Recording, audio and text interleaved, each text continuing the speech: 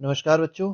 इस video lecture में हम लोग डिस्कस करेंगे क्लास 8th के मल्टीपल चॉइस क्वेश्चंस। और जो मल्टीपल चॉइस क्वेश्चंस होंगे ये चैप्टर नंबर 6 सिविक्स के होंगे और चैप्टर का नाम है अंडरस्टैंडिंग अवर क्रिमिनल जस्टिस सिस्टम। तो हमारा जो क्रिमिनल जस्टिस सिस्टम है उसको हम लोग आज समझने की कोशिश करेंगे इस चैप्टर में और इस मल्टीपल चॉइस के सेशन में। तो चलिए पहला सवाल देखते हैं। फर्स्ट क्वेश्चन में क्या कहा गया है। तो फर्स्ट क्वेश्चन में कहा गया है when we see someone violating the law. अगर मान लीजिए कोई हम ऐसा इंसान देखते हैं जो वायलेट कर रहा है लॉ को, जो लॉ को तोड़ रहा है, जो नियमों को तोड़ रहा है, we immediately think of informing the. तो हम किसको इन्फॉर्म करने की कोशिश करेंगे? हम किसको इन्फॉर्म करने की सोचते हैं? तो बी आंसर इसका करेक्ट हो जाएगा, दैट इज पुलिस। पुलिस को हम लोग इन्फॉर्म करने की सोचते हैं। Next question, it is the role of dash in arresting person. तो पर्सन को अरेस्ट करने में किसका सबसे बड़ा रोल होता है? तो वो होता है पुलिस का। ये भी बात पुलिस से ही रिलेटेड है। नेक्स्ट क्वेश्चन देखते हैं। After a person is arrested, देखिए पर्सन को अरेस्ट कर लिया गया है। It is a court of law that decides the whether the person is accuse person guilty और नॉट। मतलब जो एक्यूज पर्सन था वो गिल्टी है, मतलब उसका दोष सिद्ध होगा कि नहीं होगा। तो इस चीज को डिसाइड कौन करता है? तो it is been decided by court. तो बिल्कुल सही है, इसको पुलिस डिसाइड नहीं करती है। पुलिस का काम सिर्फ ये होता है कि उसको पकड़ के लेके आना। मान लीजिए अगर लगता है कोई संदेह में है, ठीक है, तो उसको पकड़ के हिरासत में लेना और 24 आवर्स बाद उसको मजिस्ट्रेट के सामने पेश करना।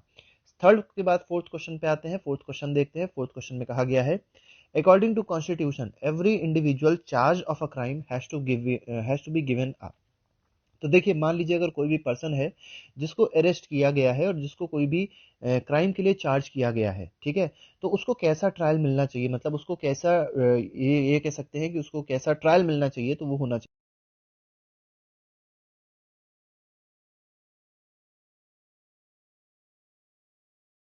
चीज नहीं होनी चाहिए। मतलब किसी के लिए ये आप लोग समझ सकते हैं कि सभी लोग इक्वल होने चाहिए, ठीक है, ऐसे इसको समझ सकते हैं कि फेयर होना चाहिए। जो भी ट्रायल हो, ठीक है, जो भी वहां पे बातें हो वो सब कैसी हो? फेयर हो। मतलब उसमें कोई भी ऐसी बात ना हो जो किसी के पक्ष में हो, ठीक है। तो फेयर मतलब होता है कि वो किसी के मतलब किसी के लिए बहुत ज्यादा खास ना हो, वो सबके लिए क्या हो? जैसे जज है, जज सबके लिए क्या हो? बराबर का हो, और वो उसी पे ही निर्णय ले, वो उसी पे ही अपना डिसीजन ले जो चीज सही है, ठीक है, जो भी उसको एविडेंसेस मिल रहे हैं। क्वेश्चन नंबर 5 देखते हैं। क्वेश्चन नंबर 5 में क्या कहा गया है? Which type of advocate pleads on the behalf of accused person. तो एक्यूज्ड पर्सन जो भी होगा उसके बिहाफ पे जो भी एडवोकेट प्लीडिंग करता है, जो भी एडवोकेट उस पे बोलता है, उसको क्या कहते हैं? तो फिफ्थ क्वेश्चन का जो आंसर है that is option number B, this is defence lawyer. तो डिफेंस होगा, एक्यूज जो है उसको डिफेंस, वो अपने डिफेंस में कोई चीज रखता है, तो इसीलिए इस लॉयर को क्या बोलेंगे? डिफेंस लॉयर बोलेंगे। नेक्स्ट क्वेश्चन, क्वेश्चन नंबर 6 है the police files a chargesheet in the dash court. तो किस कोर्ट में पुलिस चार्जशीट फाइल करती है? तो फर्स्ट इज हाई कोर्ट। क्या हाई कोर्ट में चार्जशीट फाइल करेगी? क्या सुप्रीम कोर्ट में चार्जशीट फाइल करेगी? क्या मजिस्ट्रेट कोर्ट में वो चार्जशीट फाइल करती है? तो अगर क्रिमिनल कोई केस है, क्रिमिनल प्रोसीडिंग की अगर बात करी जाए, तो वहां पे या कोई भी केसेस में अगर आप देखेंगे तो जो भी पुलिस होती है वो चार्जशीट कहाँ फाइल करेगी? तो जो भी चार्जशीट अगर आप चैप्टर के हिसाब से देखेंगे तो चार्जशीट फाइल करी जाती है मैजिस्ट्रेट कोर्ट में। और मैंने भी आपको बताया भी था 24 आवर्स के अंदर, ठीक है, अगर मान लीजिए कोई भी पर्सन है, कोई भी ऐसा पर्सन है जिसके ऊपर कोई भी रूल ऑफ लॉ मतलब लॉ को ब्रेक करने की कोई भी आरोप है, उसको अगर गिरफ्तार किया जाता है तो ये जरूर होता है कि 24 आवर्स में उसको मजिस्ट्रेट के सामने पेश करना होता है, ठीक है। नेक्स्ट क्वेश्चन देखते हैं। क्वेश्चन नंबर 7 है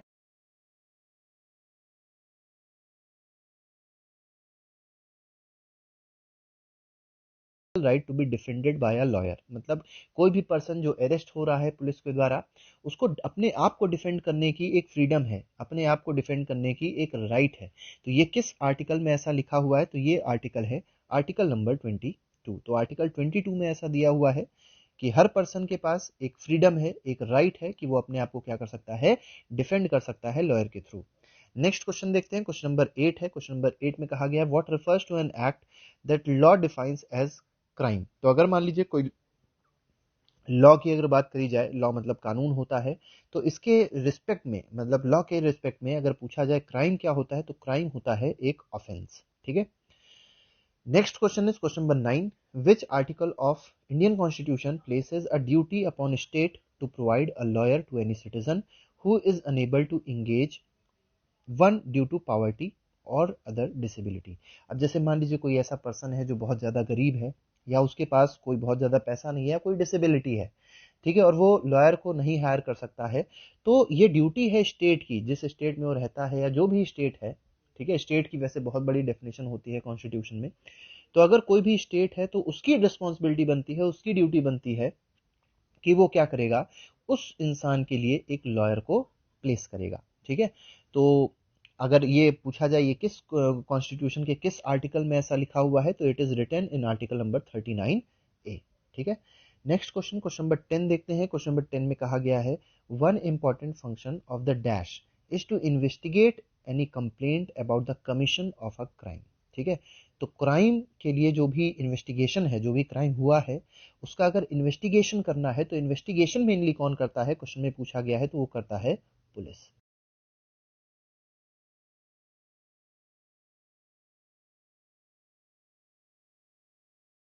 Points to the guilt of accused person, then they file a charge sheet in the dash, ठीक है। अगर मान लीजिए पुलिस को ऐसा लगता है, ठीक है, कि एविडेंस पॉइंट्स, एविडेंट क्या, एविडेंस जो उसको मिले पुलिस को, वो किसको पॉइंट कर रहे हैं, गिल्ट, जो भी टू द एक्यूज, जो भी पर्सन एक्यूज था उसके गिल्ट को वो साबित कर देते हैं, तो क्या करती है पुलिस, एक चार्जशीट फाइल करती है। और चार्जशीट कहाँ फाइल करेगी, तो वो पुलिस स्टेशन में चार्जशीट फाइल करती है। तो 11th क्वेश्चन का आंसर हो जाएगा, एक मिनट, चार्जशीट वो पुलिस स्टेशन में नहीं फाइल करेगी, चार्जशीट वो फाइल करेगी कोर्ट में, ठीक है। चार्जशीट फाइल करने का काम पुलिस कहाँ करेगी, कोर्ट में करेगी, पुलिस स्टेशन में चार्जशीट नहीं फाइल होती है, ठीक है। नेक्स्ट क्वेश्चन देखते हैं, क्वेश्चन नंबर 12 है। क्वेश्चन नंबर 12 में कहा गया है, police investigations always have to be conducted in accordance with law and with full respect of human rights. तो बिल्कुल सही है। तो देखिए, कोई भी अगर पुलिस इन्वेस्टिगेशन हो रही है तो वो किसी के दबाव में नहीं होनी चाहिए, उसमें किसी को कोई हानि नहीं पहुंचानी चाहिए, तो वो एक प्रॉपर ह्यूमन राइट्स के हिसाब से होनी चाहिए, किसी का ह्यूमन राइट वॉयलेट नहीं होना चाहिए। और साथ ही साथ ये भी देखना चाहिए कि वो लॉ के हिसाब से हो, मतलब जो भी कानून बने हैं, जो भी दायरे बने हैं पुलिस के, उसके अंदर ही होने चाहिए। तो बिल्कुल ऑप्शन सही है इसका, तो इसका आंसर हो जाएगा true. Next question, who registers the FIR. FIR का फुल फॉर्म होता है फर्स्ट इंफॉर्मेशन रिपोर्ट, और बहुत नाम इसका होता है, कोई भी कंप्लेंट अगर होती है तो उसमें एफआईआर लॉन्च करी जाती है, तो ये बहुत इंपॉर्टेंट चीज़ है जिसके बारे में आपको पता होना चाहिए। तो एफआईआर कहाँ पे दर्ज होती है, तो ये पुलिस थाने में दर्ज होती है, और कौन दर्ज करता है इसको, पुलिस में दर्ज करता है, ठीक है। Who has laid down guidelines that the police must follow at the time of arrest, detention and interrogation, ठीक है। तो देखिए, कुछ गाइडलाइंस होती हैं जो पुलिस को फॉलो करनी होती है अरेस्ट के दौरान, डिटेंशन के दौरान, और रहे हैं किसी से कुछ पूछ रहे हैं, मतलब जिसको अरेस्ट किया था उससे अगर कुछ पूछ रहे हैं, ठीक है, तो उससे अगर इंटेरोगेशन कर रहे हैं तो उसके लिए कुछ गाइडलाइंस हैं, और वो गाइडलाइंस कौन तय करता है, वो गाइडलाइंस किसने तय करी है, तो its answer is Supreme Court. Next question, question number 15 है, the police is not allowed to. तो पुलिस किस चीज में पुलिस अलाउड नहीं है, टॉर्चर और बीट। तो पुलिस किसी को पीट नहीं सकती, किसी को टॉर्चर नहीं कर सकती किसी चीज को बोलने के लिए। नेक्स्ट है, शूट एनीवन ड्यूरिंग इन्वेस्टिगेशन। किसी को, किसी की हत्या नहीं कर सकती पुलिस, पुलिस को किसी को मार नहीं सकती है। Third option is, can not inflict any form of punishment or a person even for petty offence. अगर मान लीजिए कोई कैसा भी जुर्म कर रहा है, तो पुलिस के पास ये अथॉरिटी नहीं होती है कि पुलिस उसको पनिश कर सके। पनिशमेंट देने की अथॉरिटी सिर्फ और सिर्फ कोर्ट के पास होती है। तो इस बात के लिए आप लोग को ये सब चीजें थोड़ी बहुत पता होनी चाहिए। तो all of the above will be the correct answer of question number 15। Next question, question number 16 है, dash of the constitution and criminal law guarantee to every arrested person the following fundamental rights. ठीक है, तो कौन सी fundamental right ऐसी है जो constitution में है, और क्रिमिनल को क्या करती है, क्रिमिनल लॉ गारंटी करती है to every arrested person the following मतलब जो भी फंडामेंटल राइट्स हैं, ठीक है। अगर किसी क्रिमिनल की फंडामेंटल राइट्स की बारे में बात करी जाए, तो वो हमारा कॉन्स्टिट्यूशन का कौन सा आर्टिकल उनको वो फंडामेंटल राइट्स प्रोवाइड करता है, मेनली ये पूछा गया है। तो इस क्वेश्चन का जो आंसर होगा that will be article number 22। Next question, question number 17 देख लेते हैं, what is the act of keeping the accuse in custody by the police. ठीक है, उस एक्ट को क्या कहा जाता है, एक्ट मतलब होता है उस टर्म को क्या कहा जाएगा, कि पुलिस क्या करती है, किसी भी एक्यूज, जो भी एक्यूज है उसको क्या करेगी, अपने कस्टडी में। नेक्स्ट क्वेश्चन, अच्छा यहाँ पे थोड़ी सी बात समझ लेते हैं, राइट्स की वहां पे बात हो रही थी। तो देखिए कौन कौन से राइट्स होते हैं जो एक एक्यूज के पास होते हैं। तो पहला तो राइट है, right to be informed at the time of arrest. मतलब जब उसको अरेस्ट किया जा रहा है तो उसको इन्फॉर्म करना जरूरी है कि वो किस चीज के लिए अरेस्ट हो रहा है, मतलब उसने ऐसा कौन सा पाप कर दिया, उसने उसको कौन सा ऑफेंस कर दिया है जिसलिए उसको अरेस्ट किया जा रहा है।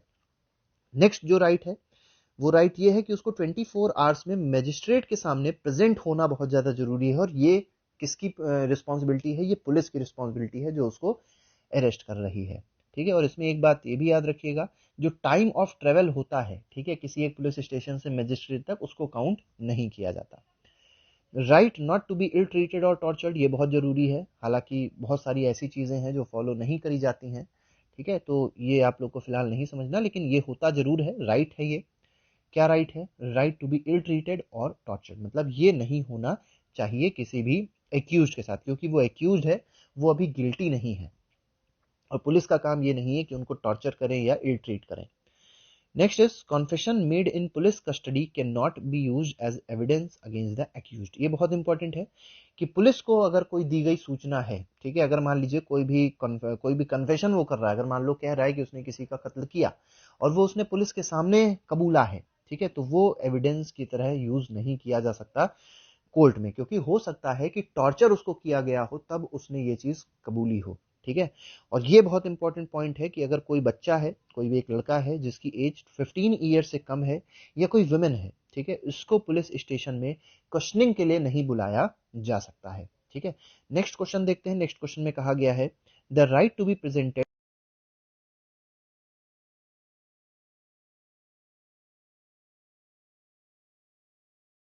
एक दिन या 24 आवर्स। नेक्स्ट क्वेश्चन है boy under the dash years of age, तो अभी हमने बताया था 15 साल से कम के बच्चे को पुलिस की अथॉरिटी नहीं है, पुलिस की ये मतलब ये राइट नहीं है कि वो उनको कॉल कर सकें क्वेश्चनिंग के लिए, उनसे पूछताछ कर सकें। नेक्स्ट क्वेश्चन, क्वेश्चन नंबर 20 है the Supreme Court of India has laid down specific requirements and procedures that police and other agencies have to follow. तो देखिए, किसी को अगर मान लीजिए अरेस्ट करने जा रही है पुलिस या कोई और एजेंसी है, डिटेंशन कर रही है या इंटरोगेशन कर रही है, तो इसके लिए कुछ गाइडलाइंस फॉलो करनी पड़ती है, और वो guidelines supreme Court of India ने बनाई है, सुप्रीम कोर्ट ऑफ इंडिया ने उसको ले डाउन किया है। उन गाइडलाइंस को क्या कहा जाता है, क्वेश्चन में ये पूछा गया है, तो उन गाइडलाइंस को कहा जाता है डीके बसु गाइडलाइंस। ठीक है, नेक्स्ट क्वेश्चन देखते हैं, अब देख लेते हैं डीके बसु गाइडलाइंस में क्या क्या चीजें हैं, क्योंकि ये भी जानना आपके लिए बहुत ज्यादा जरूरी है। तो पहली चीज डीके बसु गाइडलाइंस में ये है कि the police official who carry out arrest, मतलब जो भी पुलिस ऑफिशियल वहां पे अरेस्ट के लिए जा रहा है, किसी को अरेस्ट करने, किसी को इंटरोगेट कर रहा है, वो एक ऐसा विजिबल, ऐसा आइडेंटिफिकेशन, मतलब जो भी उसने टैग लगाया हो, जो भी उसने बैज लगाया हो, वो इस तरीके का हो जिसमें उसका नाम बाकायदा प्रॉपर दिखाई पड़े, उसकी जो डेजिग्नेशन है वो भी प्रॉपर दिखनी चाहिए। इसके बाद क्या है, a memo of arrest should be prepared at the time of arrest, मतलब जिस जिस समय उसको अरेस्ट किया गया है तो उस समय एक मेमो प्रिपेयर होना चाहिए। ठीक है, और उस मेमो में, उस लेटर में एक टाइम होना चाहिए, मतलब कितने बजे अरेस्ट किया गया है, किस डेट को अरेस्ट किया है, ये सब चीजें होनी चाहिए। ठीक है, लेकिन एक साथ साथ उसमें एक विटनेस भी होना चाहिए जो उसको क्या करे, अटेस्ट करे। ठीक है, और इसके साथ साथ ये भी है, वो जो विटनेस हो वो भी हो सकता है, फैमिली का कोई मेंबर हो सकता है। ठीक है, और the arrest memo should be countersigned bye.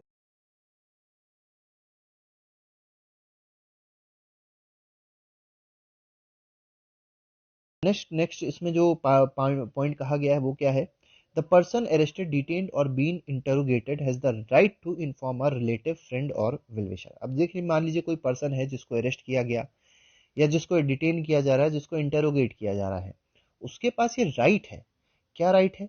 कि वो अपने रिलेटिव को इन्फॉर्म कर सकता है, फ्रेंड को इन्फॉर्म कर सकता है, या जो भी उसका पास का रिश्तेदार है या कोई भी है जो उसका वेलविशर है, उसको वो इन्फॉर्म कर सकता है और अपनी स्थिति बता सकता है और अपनी हेल्प के लिए भी लोगों को बुला सकता है। ठीक है, नेक्स्ट इसमें जो पॉइंट कहा गया है ये बहुत इंपॉर्टेंट है। अब मान लीजिए अगर कोई फ्रेंड ऐसा है जो उसके डिस्ट्रिक्ट के बाहर है, ठीक है, तो time, place of arrest, venue of custody must be notified by the police with in 8 to 12 hours after the arrest.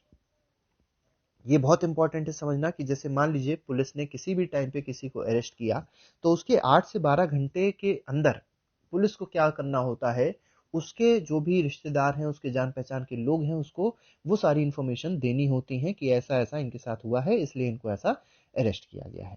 ठीक है, नेक्स्ट क्वेश्चन देखते हैं। आर्टिकल 21 ऑफ कॉन्स्टिट्यूशन गारंटीज, तो आर्टिकल 21 क्या गारंटी करता है? तो आर्टिकल 21 गारंटी करता है राइट टू लाइफ, ठीक है, राइट टू लाइफ गारंटी करेगा, तो B option will be the correct answer. और इमरजेंसी के टाइम पे यही एक आर्टिकल है, ये एक आर्टिकल है जो क्या रहता है, इसको कभी हम लोग हटा नहीं सकते हैं, क्योंकि ये ऐसा अधिकार है जो सभी के पास होता है और इसको कोई कभी छीन नहीं सकता, चाहे कोई इमरजेंसी कंडीशन भी आ जाए, चाहे इमरजेंसी प्रोविजन आ जाए तब भी। Next is question number 22, the arrest memo should be countersigned bye. तो देखिए अभी अरेस्ट मेमो हमने बताया था, अरेस्ट मेमो कौन काउंटर साइन करेगा? तो अरेस्ट मेमो काउंटर साइन करता है पर्सन दैट इज अरेस्टेड, जो भी पर्सन अरेस्ट किया जाएगा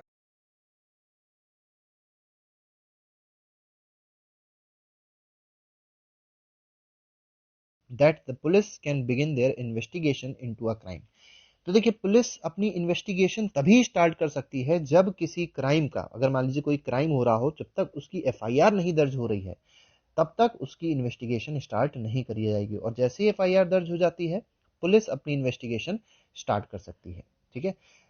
next is the law states that it is compulsory for an officer in charge of a police station to register an FIR whenever a person gives information about a।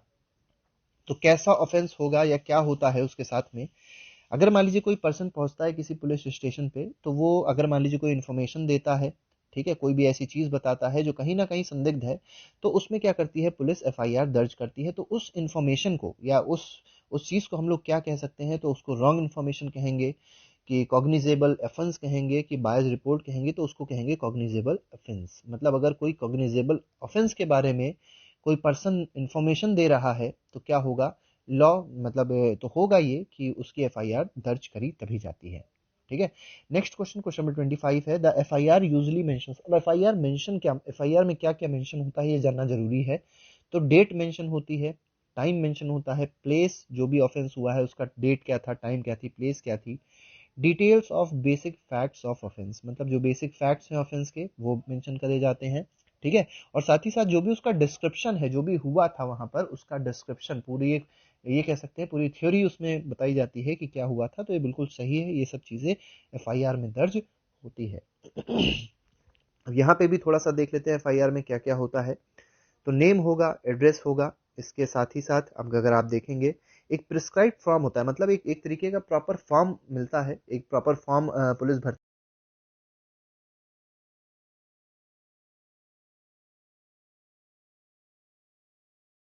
है, legal right to get a free copy of FIR from the police. तो police से एक free copy उसको मिलेगी FIR की, किसको? Complainant को, मतलब जिसने कंप्लेन करी है उसको, ठीक है। नेक्स्ट देखते हैं, नेक्स्ट क्वेश्चन में कहा गया the dash is like an umpire in a game and conducts the trial impartially and in an open court.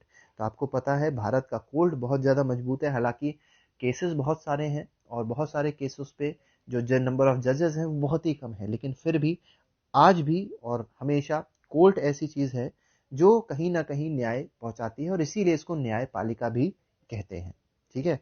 तो the dash is like an umpire, तो किसको एम्पायर की तरह ट्रीट कहा जाएगा? ठीक है, जो क्या करता है, जैसे आप लोग ने अगर गेम देखा होगा क्रिकेट जैसे होता है, क्रिकेट में एम्पायर होते हैं, तो एम्पायर क्या करता है? डिसीजन लेता है, ठीक है। तो वो डिसीजन जो लेता है, इसी तरीके से वहां पे अगर इस कंटेक्स्ट की बात की जाए तो इस कंटेक्स्ट में जो अंपायर होगा वो जज होगा, क्योंकि फाइनल डिसीजन किसका होता है? जज का होता है। किसी भी मतलब कोई भी अगर इवेंट हो रहा है, कोई भी अगर ऐसी घटना हुई है जो कहीं ना कहीं पुलिस ने अरेस्ट किया है किसी को, तो उसके लिए या इसको कॉग्निजेबल ऑफेंस भी कह सकते हैं, ठीक है। इसके बाद देखिए जज के बारे में थोड़ा सा बताया गया है कि जज के काम क्या होते हैं, जज के फंक्शंस क्या होते हैं, इसको आप लोग अगर थोड़ा सा पढ़ लेंगे तो अच्छा होगा। आगे बढ़ते हैं। Article dash of constitution that guarantees the right to life states that a persons. देखिए राइट टू लाइफ की बात करी गई है, राइट टू लाइफ कौन सा आर्टिकल गारंटी करता है? अभी हमने बताया था आपको, तो दिस इज आर्टिकल नंबर 21। तो article number 21 guarantees right to life. लेकिन राइट टू लाइफ कहता क्या है इसके बारे में भी पता होना चाहिए। पर्सन्स लाइफ और liberty can be taken away only by following reasonable and just legal procedure. मतलब कुछ लीगल प्रोसीजर,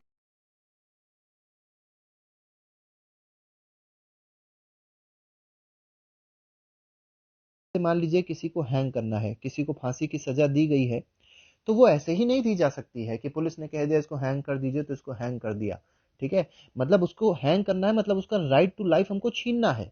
और वो राइट टू लाइफ तभी छीना जा सकता है, उस राइट टू लाइफ तभी उसको खत्म किया जा सकता है जब एक प्रॉपर लीगल प्रोसीजर फॉलो किया जाएगा, मतलब जब उसको गिल्ट साबित किया जाए। उसका गिल्ट अगर कुछ ऐसा है जो कहीं ना कहीं बहुत ज़्यादा आपराधिक है, जैसे किसी का मर्डर कर दिया है, ऐसा ऐसी कोई चीज़ कर दी है, तो उसके लिए उसको हैंग किया जाएगा, और उसको हम लोग कहते हैं राइट टू लाइफ को छीन लिया गया। A dash trial ensures that Article 25 21 of the Constitution is upheld। ठीक है, तो किस आर्टिकल की बात यहाँ पर करी गई है, तो आर्टिकल 21 की बात करी गई है। ठीक है, तो जो भी आर्टिकल 21 है वो किस चीज़ को इंश्योर करता है, मतलब कैसे ट्रायल को इंश्योर करता है, तो वो अनफेयर ट्रायल को इंश्योर करता है। अनफेयर मतलब उसमें कोई भी बायसनेस नहीं होगी, कोई भी उसमें ऐसी चीज़ नहीं होगी जो किसी के लिए बहुत ज़्यादा अच्छी हो जाए। मतलब जैसे मान लीजिए कुछ लोग पैसे का दबाव डालते हैं, कुछ लोग पॉलिटिकल प्रेशर डालते हैं, तो ये सब चीज़ें नहीं होनी चाहिए। हर एक पर्सन जो भी कोर्ट में आ रहा है वो सब इक्वली ट्रीट होना चाहिए। इस तरीके से आप लोग इसको अनफेयर ट्रायल को समझ सकते हैं। मतलब कोई किसी के लिए वहां पर ये नहीं है कि कोई गरीब है तो उसका केस नहीं सुना जाएगा या उसको गलत ही समझा जाएगा, या कोई अमीर है तो उसको सही ही समझा जाएगा, तो ये सब चीज़ें वो नहीं हो सकती है। वहां पर एविडेंस से बातें होती हैं। अगर कोई कन्विक्ट है, कोई भी एक्यूज है, तो वहां पर जो भी एविडेंसेस पाए जाएंगे उसके हिसाब से सिर्फ निर्णय लिया जाएगा, और ऐसे ही ट्रायल को हम लोग क्या कहते हैं, फेयर ट्रायल कहते हैं। ठीक है, लेकिन यहाँ पर एक अनफेयर ट्रायल की बात करी गई है। अनफेयर अनफेयर नहीं, फेयर ट्रायल, यहाँ पर फेयर ट्रायल आंसर होना चाहिए, अनफेयर नहीं होना चाहिए, क्योंकि क्वेश्चन के हिसाब से अगर देखेंगे तो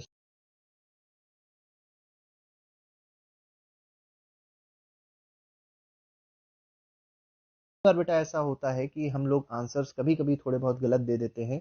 क्योंकि होता क्या है, जब आप ऐसे वीडियो बनाते हैं तो इसमें बहुत सारी चीज़ें ऐसी होती हैं जो हमारे सामने नहीं हो पाती हैं।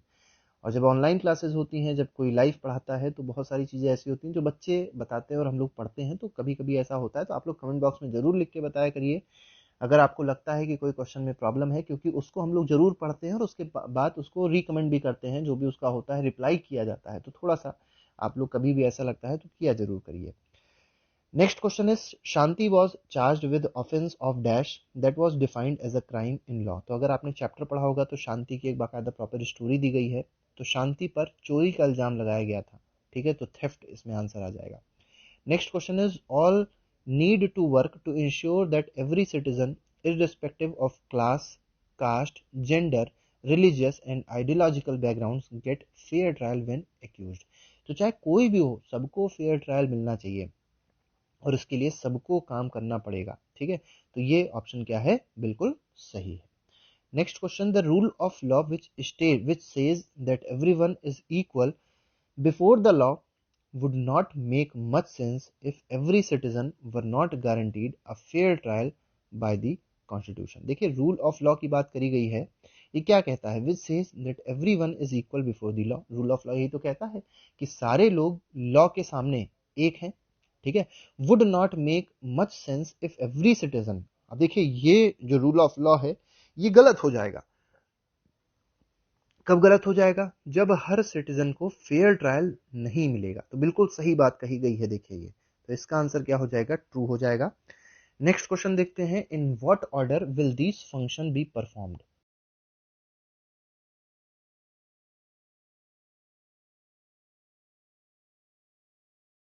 Which of the following is not a function of जज। तो जज का फंक्शन क्या नहीं होता, अरेस्ट द गिल्टी। तो अरेस्ट करने का काम पुलिस का होता है, जज का नहीं होता। बाकी, decide for how many years the accuse will be put in jail, examining the witness in court, ये बिल्कुल सही है। नेक्स्ट में कहा गया है, pass the judgment, get the assaulted women medically examine, conduct a fair trial, बिल्कुल सही है। तो ये दोनों ही ऑप्शन सही हैं। क्या इसका काम नहीं है, जज का काम अरेस्ट नहीं करना होता गिल्ट को, ये पुलिस का काम होता है। क्वेश्चन नंबर 34 देख लेते हैं, in the context of this chapter what refers to an offense for which the person may arrest a person without the permission of court। तो कोर्ट की परमिशन नहीं जरूरत है, कोर्ट की परमिशन की जरूरत नहीं है। ठीक है, और पर्सन क्या कर सकता है, पीपल को, जो मतलब पुलिस क्या कर सकती है, पर्सन को अरेस्ट कर सकती है। किस ऑफेंस में, तो उसको कॉग्निजेबल ऑफेंस कहा जाएगा। नेक्स्ट क्वेश्चन, क्वेश्चन नंबर 35 है, what refers to an act that the law defines as a crime. ठीक है, तो क्राइम कौन मतलब जो लॉ ने जिसको क्राइम डिफाइन किया है तो उसको क्या कहा जाता है, दैट इज कॉल्ड ऑफेंस। ठीक है, तो उसको ऑफेंस कहते हैं। ऑफेंस मतलब एक तरीके से क्राइम है। नेक्स्ट क्वेश्चन, क्वेश्चन नंबर 36 देख लेते हैं। In the context of this chapter what refers to the act of being kept in illegal custody by the police. अब देखिए, इलीगल कस्टडी में रखा है पुलिस ने, तो इसको क्या कहेंगे, इसको क्या रेफर मतलब इसको क्या नाम दिया जा सकता है, तो इसको कहते हैं डिटेंशन। ठीक है, और एक बहुत इंपॉर्टेंट चीज है, आप लोग को शायद आर्टिकल नंबर 32 याद हो।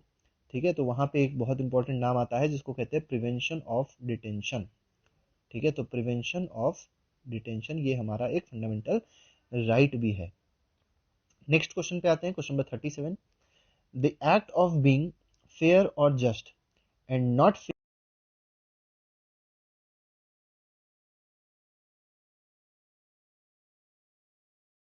जो भी जज का निर्णय हो कैसा होना चाहिए, फेयर होना चाहिए, लेकिन किसी को फेवर नहीं करना चाहिए, मतलब किसी के फेवरिज्म को सपोर्ट ना करे। ठीक है, कोई अगर अमीर है तो उसको सपोर्ट ना करे, कोई गरीब है तो ऐसा ना हो कि उसको अनदेखा कर दिया, ये सब चीजें नहीं आनी चाहिए। ठीक है, तो इस एक्ट को क्या कहते हैं, तो इसको कहते हैं इम्पार्शियल। ठीक है, वो पार्शियल नहीं है किसी की तरफ, इसका मतलब वो क्या है, इम्पार्शियल है। नेक्स्ट क्वेश्चन, क्वेश्चन नंबर 38 है। An advocate may send a criminal to jail. क्या एडवोकेट क्रिमिनल को जेल भेज सकता है, तो बिल्कुल ही गलत है। एडवोकेट का तो काम ये होता है कि जो भी केस चल रहा है उसकी तरफ से बोलना। जैसे मान लीजिए दो दो पार्टीज हैं, ए और बी। ठीक है, तो ए क्या करेगा, अपने लॉयर को सेट करेगा, वो कुछ ना कुछ बातें बताएगा। बी क्या करेगा, ये अपने लॉयर को कुछ मतलब बातें बताएगा। तो ये एडवोकेट्स होते हैं जो इनकी बातों को किसके सामने रखते हैं, जज के सामने रखते हैं। ठीक है, तो ये बात है 38। तो इसका आंसर ये फॉल्स हो जाएगा। और आप लोगों ने देखा होगा, हमको भी थोड़ी सी खांसी आ रही है, थोड़ा सा जाड़े का मौसम है, आप लोग भी स्वस्थ रहिए। और बहुत अच्छी बात है अगर आप लोग स्वस्थ हैं तो। In court it is the public prosecutor who represents the interest of state. देखिए यहाँ पर हमको यही ऑप्शन देना था। ठीक है, ये यहाँ पे डैश लगाना था, ये रह गया। इन कोर्ट, कोर्ट में क्या होता है, ठीक है, कौन स्टेट को रिप्रेजेंट करता है, कौन स्टेट के इंटरेस्ट को रिप्रेजेंट करता है, तो that is public prosecutor. Public prosecutor represent करता है किसके इंटरेस्ट को, स्टेट के इंटरेस्ट को। स्टेट मतलब एक बहुत बड़ी डेफिनेशन है, मतलब कोई भी गवर्नमेंट डिपार्टमेंट है तो उसको हम लोग एक तरीके से स्टेट बोल सकते हैं। तो उसके इंटरेस्ट को डिनोट करने के लिए, उसके इंटरेस्ट को रिप्रेजेंट करने के लिए कौन आता है, पब्लिक प्रोसिक्यूटर आता है। ठीक है, और आज का हम आखिरी सवाल देखेंगे, उससे पहले public prosecutor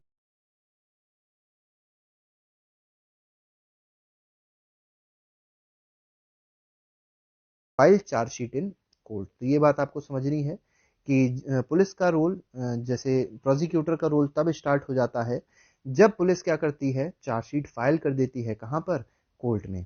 he she has no role to play in investigation. Prosecutor का रोल ये नहीं होता कि वो इन्वेस्टिगेशन करे। इन्वेस्टिगेशन का रोल किसका होता है, सिर्फ और सिर्फ पुलिस का होता है। The prosecutor must conduct the prosecution on the behalf of state. तो अभी हम यही बता रहे थे आपको, स्टेट की तरफ से जो रिप्रेजेंटेशन करता है, जो प्रोसिक्यूशन करता है, वो कौन होता है, पब्लिक प्रोसिक्यूटर होता है। The officer of the court, मतलब ये ऑफिसर होता है कोर्ट का। इज द एक्ट, मतलब ड्यूटी होती है इसकी कि वे एक्ट करे इम्पार्शली, मतलब किसी की तरफ पार्शियल ना हो। And present the full and material fact, witness and evidence before the court to enable the court to decide the case. मतलब मटेरियल फैक्ट जो भी हैं, जो भी विटनेस है, जो भी एविडेंस है, इनको सामने लेके आना। ठीक है, जिससे कोर्ट क्या कर सके, अपना डिसीजन दे सके। ठीक है, ये सब काम होते हैं पब्लिक प्रोसिक्यूटर के। नेक्स्ट क्वेश्चन देखते हैं, और ये हमारा आज का आखिरी सवाल है। इसमें कहा गया है there are dash schedules in Indian constitution. तो इंडिया के कॉन्स्टिट्यूशन में टोटल नंबर ऑफ शेड्यूल्स कितने हैं, 12 हैं। ठीक है, पहले 8 थे, बाद में 4 नए शेड्यूल्स जोड़े गए हैं, जिसमें से अगर आप 8th शेड्यूल देखेंगे तो ये ऑफिशियल लैंग्वेजेस से रिलेटेड है। ठीक है, हर एक शेड्यूल किसी ना किसी चीज से रिलेटेड होता है। जैसे शेड्यूल 1 किसी चीज़ से रिलेटेड है, शेड्यूल 12 किसी चीज़ से रिलेटेड है। तो अगर आप चाहें तो कमेंट बॉक्स में लिखें कि शेड्यूल 1 से लेके शेड्यूल 6 तक कौन सी चीज़ से वो सब रिलेटेड है, मतलब शेड्यूल 1 क्या कहता है, शेड्यूल 2 क्या कहता है, ऐसे ऐसे शेड्यूल 12 तक किन किन बातों पर बात करी जाती है। तो यही आज का हमारा फाइनल एक क्वेश्चन रहेगा आपसे। अगर आता है तो ज़रूर आप लोग कमेंट बॉक्स में लिखिएगा, हम लोग को बहुत अच्छा लगेगा। और अगर बात